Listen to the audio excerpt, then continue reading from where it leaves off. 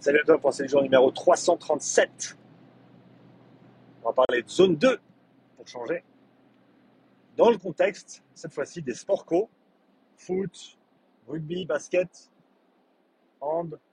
Je pense qu'il y en a plusieurs. On va parler de pourquoi c'est intéressant et de comment l'intégrer.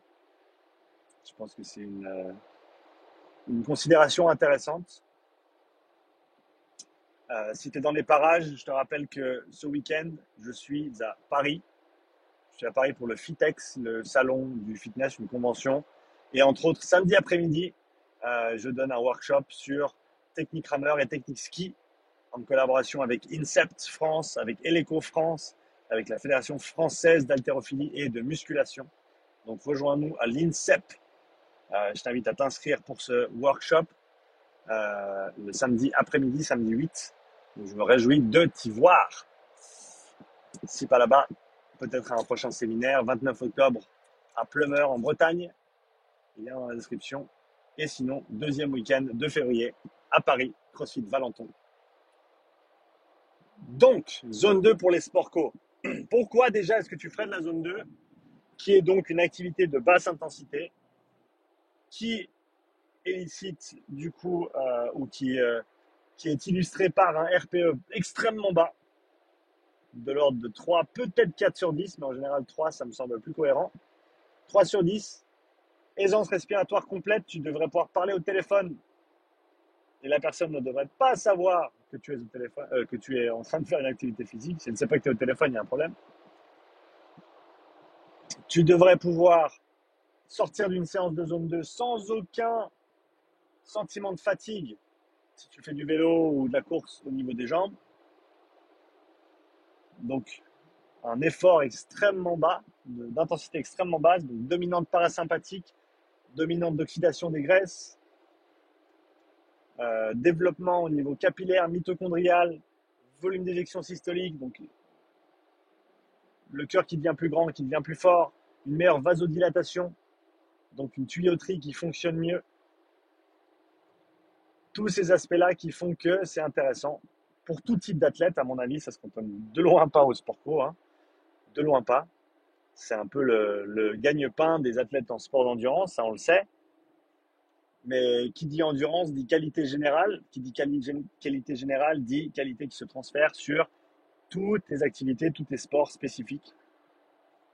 Donc c'est toujours intéressant de développer cet aspect général. On a un petit peu oublié ce concept de la PPG, de la préparation physique générale.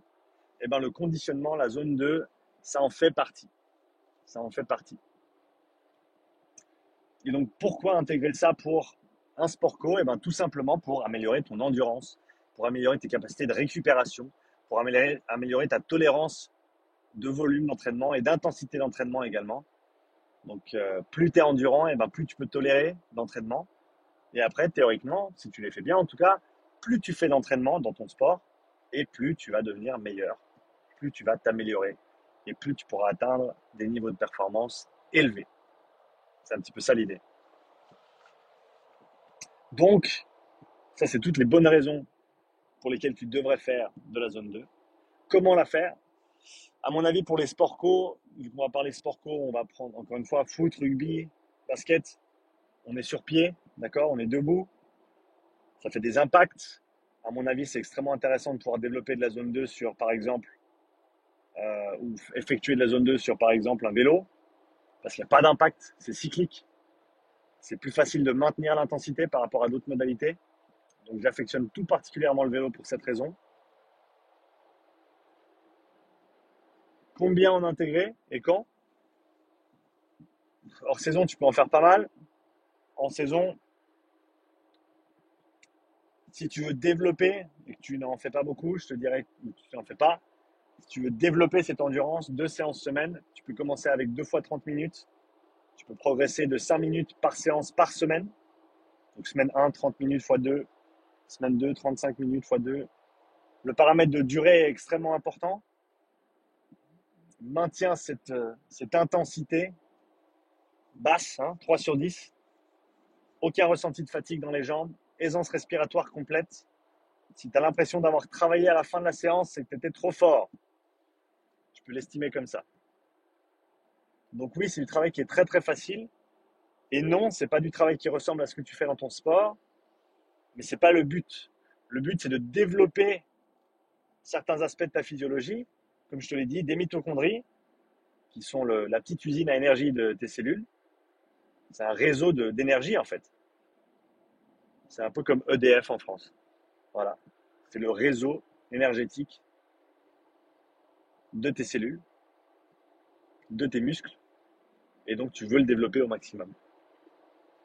Les capillaires qui vont avec, hein, les câbles d'alimentation, les tuyaux qui vont te permettre d'avoir une interface plus grande entre ta circulation et tes fibres musculaires pour faire passer plus d'oxygène par unité de temps. Donc oui, contrairement à ce qu'on pense, pour augmenter sa VO2 max, il ne suffit pas juste de faire des entraînements à haute intensité, parce que pour faire des entraînements de haute intensité qui vont t'aider à utiliser plus d'oxygène par unité de temps, il faut déjà avoir les structures vasculaires, capillaires, mitochondriales qui te permettent d'ensuite aller utiliser plus d'oxygène par unité de temps. Donc zone 2, zone 5, ces deux choses-là vont t'aider à développer ta VO2 max, mais je m'égare. Quoi qu'il arrive, c'est le travail de basse intensité qui aura du coup un impact positif sur ta VO2 max. VO2 max, elle, qui est peut-être pas le facteur déterminant de performance pour un footballeur. Par contre, pour moi, le critère VO2 max, le paramètre VO2 max, c'est un bon proxy pour la capacité de travail. C'est-à-dire que plus ta VO2 max est grande, et plus tu vas pouvoir tolérer le charge d'entraînement, et mieux tu vas pouvoir récupérer, et plus tu vas pouvoir faire d'entraînement de haute intensité tout en les assimilant. C'est-à-dire que faire beaucoup de haute intensité et être fatigué, c'est facile, tout le monde peut le faire. Par contre, faire une charge conséquente de haute intensité et pouvoir bénéficier de ces adaptations sans fatigue excessive, c'est ça le secret. C'est ça le secret. Donc 2 séances semaine, c'est bien pour le développer. Ça n'a pas besoin d'être intense. Il faut que tu les fasses durer. Même si tu commences avec 20 minutes, progresse tout ça. Idéalement, si tu arrives à faire en tout cas une séance d'1 heure dans la semaine, à terme, hein, ça va pas besoin d'être tout de suite. Tu peux te donner 6 semaines pour y arriver. Comme je te l'ai dit, commence avec 30 minutes. Et la deuxième séance, tu peux la partager en 2 ou en 3 même et faire 20 minutes, soit en échauffement parce que c'est l'hiver et ça va nous servir dans les mois qui viennent. Enfin, ça va être l'hiver, il va faire froid.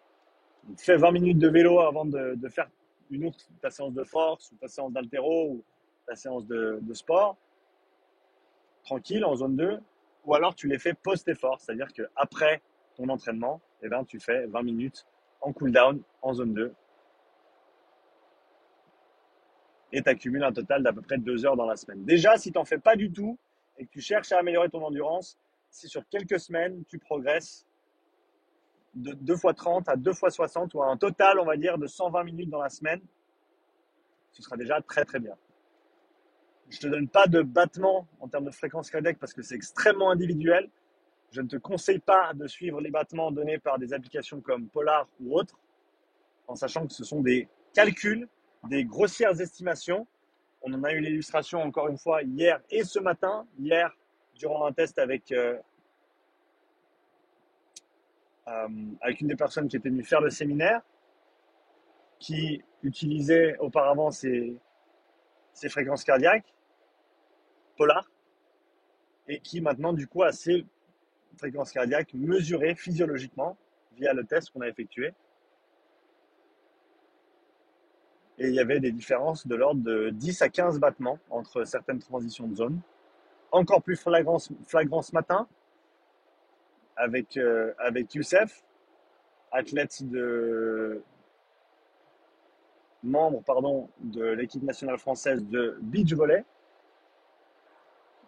pour qui du coup ces zones polars étaient littéralement 1 à 2 zones trop hautes. C'est-à-dire que s'il faisait de la zone 2 polar, il était véritablement dans sa zone 3, donc entre ces deux seuils. S'il était en zone 4 polar, si je ne me trompe pas, il était au-dessus de sa zone 5 euh, par rapport aux valeurs qu'on a mesurées. Okay, donc c'est très très important de ne pas se fier à des choses qui ont été calculées, mais bien de le voir sur des valeurs mesurées. Ou alors, encore une fois, la meilleure estimation à mon avis, c'est le RPE, le ressenti, la perception d'effort. Ça doit être très, très facile. Très, très facile. Dès le moment où tu as la respiration qui commence même à... Tu sens que tu commences à devoir respirer plus fort, c'est déjà trop tard. Dès le moment où tu as les jambes qui commencent à piquer un peu, c'est déjà trop tard. Et oui, ça veut dire que tu vas évoluer à des intensités qui sont extrêmement basses, mais crois-moi, ça te fera du bien et tu ne seras pas le premier à qui ça arrive. Donc, en résumé, fais ta zone 2, ça te fera du bien. Surtout si tu sens que tu peux gagner un petit peu en capacité de travail.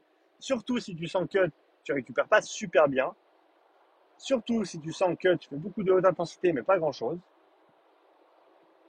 Tu peux définitivement en faire un peu plus quand tu as un peu moins de sport ou un peu moins de compétition sportive. Tu peux définitivement en faire un peu moins quand tu as des compétitions sportives. Mais garde en tête que ce travail n'est pas fatigant, sauf si on le fait mal, comme je l'ai mentionné plusieurs fois. Donc fais-le à la bonne intensité, tu en bénéficieras grandement et tu n'auras pas d'impact négatif sur tes autres entraînements. Et si tu ne sais pas quoi faire pendant ta zone 2, eh ben, va donc écouter un podcast Upside Strength.